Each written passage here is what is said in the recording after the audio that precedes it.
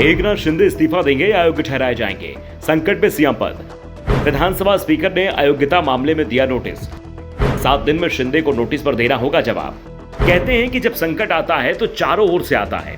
कुछ दिनों पहले तक महाराष्ट्र के सीएम एकनाथ शिंदे को कोई चिंता नहीं थी। सरकार चला रहे थे, देश के सबसे संपन्न राज्य के सीएम थे। बीजेपी दबाव में थी, शिंदे की हर बात मानी जा रही थी। 2.5 गुना ज्यादा सीट लेने वाली पार्टी पर डिप्टी सीएम पद था, जबकि 40 सीटों के साथ शिंदे ड्राइविंग सीट पर थे।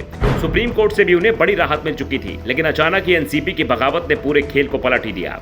शिंदे की इच्छा के खिलाफ अजीत पवार उनकी ही सरकार में डिप्टी सीएम बन गए और 8 और विधायकों को भी मंत्री पद की शपथ दिलाई गई और अब मनमाफिक मंत्रालय भी मिलते दिख रहे हैं। सब कुछ अजीत पवार की इच्छा के अनुसार हो रहा है, तो शिंदे का संकट बढ़ता जा रहा है। विधायक बगावत की राह पर थे तो विधानसभा अध्यक्ष ने उन्हें नोटिस भेज दिया है। विधानसभा अध्यक्ष राहुल नार्वेकर ने सिर्फ एकनाथ शिंदे को ही नोटिस नहीं भेजा है, बल्कि शिंदे गुट के 16 विधायकों को नोटिस भेजा है। यह नोटिस उद्धव ठाकरे के गुट की याचिका पर दिया गया है, जिसमें शिंदे और 16 विधायकों को अयोग्य घोषित करने की मांग की गई है। मामला सुप्रीम कोर्ट तक गया था, लेकिन कोर्ट ने साफ कर दिया कि विधानसभा अध्यक्ष ही इस पर फैसला लेंगे और अब विधानसभा अध्यक्ष ने कार्रवाई तेज कर दी है।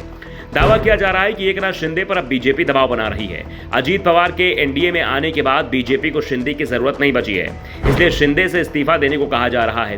दरअसल संकेत मिल रहे हैं कि बीजेपी एकनाथ शिंदे की जगह अजीत पवार को सीएम बनाना चाहती है, जबकि शिंदे कुर्सी छोड़ने को तैयार नहीं है, जिसके बाद अब उनकी अयोग्यता को लेकर कार्रवाई शुरू हो चुकी है। अगर एकनाथ शिंदे को विधानसभा अध्यक्ष अयोग्य ठहरा देते हैं तो फिर उनका सीएम पद अपने आप ही चला जाएगा।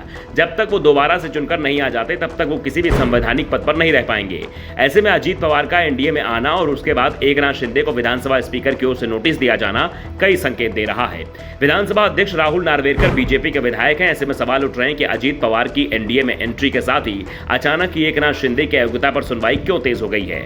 विधानसभा स्पीकर ने सिर्फ नोटिस ही जारी नहीं किया है, बल्कि 7 दिनों में इस नोटिस पर जवाब देने को भी कहा है और इसके बाद विधानसभा स्पीकर इस मामले की सुनवाई तेजी से कर सकते हैं। ऐसे में शिंदे गुट अभी से दबाव में दिखाई दे रहा है। शिवसेना यूबीटी के नेता आदित्य ठाकरे दावा कर रहे हैं कि शिंदे से बीजेपी ने इस्तीफा मांग लिया है और बीजेपी अब अजीत पवार की इच्छा को पूरा करने की कोशिश कर रही है।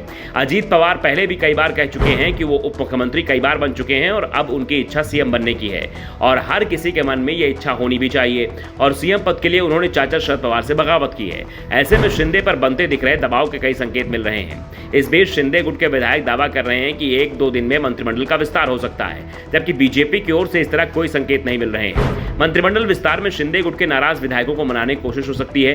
माना जा रहा है कि एनसीपी गुट के आने से शिवसेना शिंदे गुट के विधायक नाराज बताए जा रहे हैं। वैसे बीजेपी की ओर से अब साफ संकेत दे दिया गया है कि मंत्रिमंडल विस्तार जल्दी नहीं होगा, खासतौर पर विधानसभा सत्र से पहले तो संभव नहीं है, जबकि शिंदे गुट विधायक मंत्रिमंडल विस्तार का दबाव बना रहे हैं। महाराष्ट्र विधानसभा का मानसून सत्र 17 जुलाई से 4 अगस्त तक चलेगा। यह फैसला विधानसभा की कार्यमंत्रणा समिति की बैठक में लिया जा चुका है। बैठक में मुख्यमंत्री एकनाथ शिंदे और उप मुख्यमंत्री देवेंद्र फडणवीस के साथ उप मुख्यमंत्री अजीत पवार और एनसीपी नेता छगन भुजबल मौजूद थे। Bureau report, the Dhakad news.